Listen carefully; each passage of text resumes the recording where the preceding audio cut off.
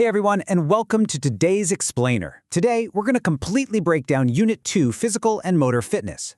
We're going to treat this journey like an energetic, personal training session for both your body and your mind.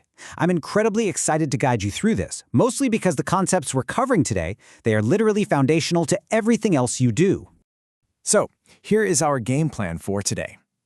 We'll be looking at why physical fitness matters, some awesome teamwork and challenge games, the actual science behind the sweat, understanding body mass index, and finally, setting some real personal fitness goals.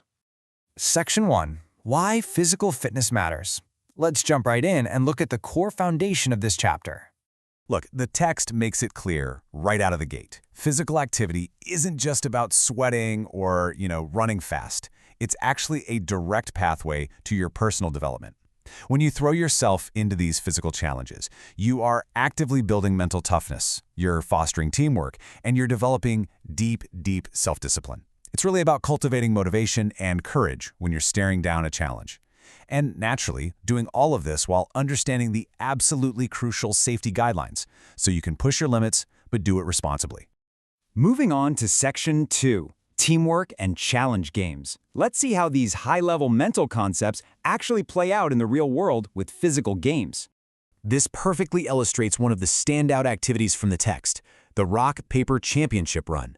It's this incredibly dynamic activity, takes a classic, familiar hand game we all know and injects it with running and some intense competitiveness.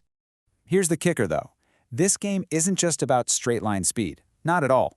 It's specifically designed to hone your perception and your lightning-fast decision-making skills. Think about it. You face off in rock, paper, scissors, you have to instantly process and react to the outcome, and then you immediately sprint based on whether you won or lost.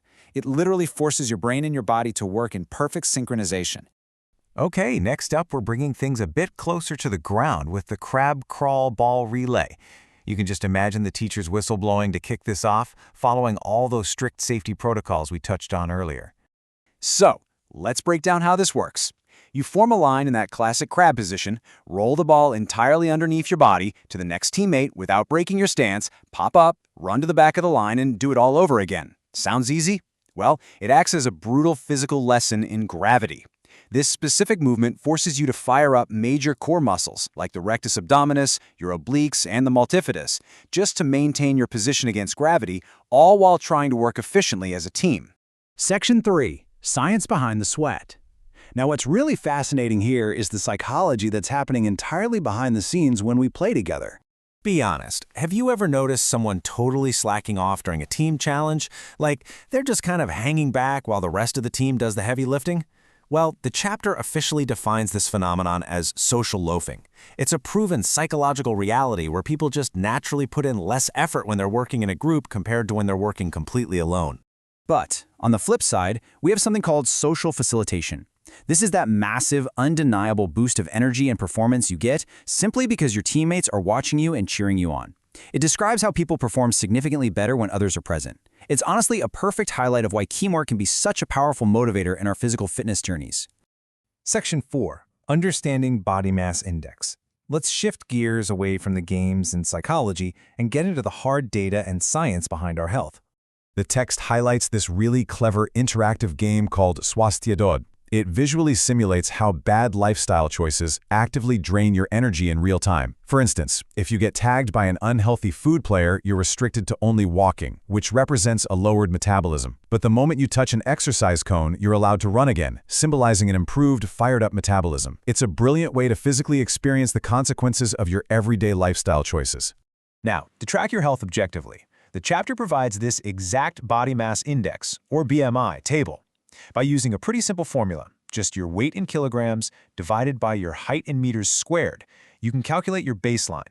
Finding out if you sit in that normal range of 18.5 to 24.9 or somewhere else on the chart is absolutely key to helping you set a baseline and plan for a healthier lifestyle. Finally, Section 5, Setting Personal Fitness Goals. Let's look at how the chapter turns all of this theory and data into real, measurable action. A fantastic way to start is with a clear self-assessment framework. Take the 3-minute step test, for example. You do the test, and you log your baseline heart rate, your starting beats per minute. Then, you contrast that starting point against a future healthier target.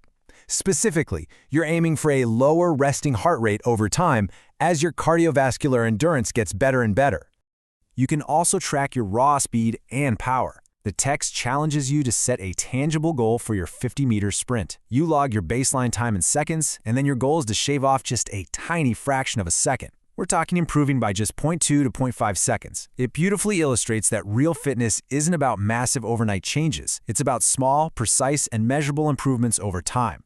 So, as we wrap up today's explainer, I want to leave you with the exact reflection question straight from the chapter. Think about this. Which of your physical or mental areas needs to improve the most right now? What is your single biggest challenge? And, most importantly, how are you going to push past it to improve even further? Figure out your baseline, set your next goals, and get ready to tackle the challenge. See you next time.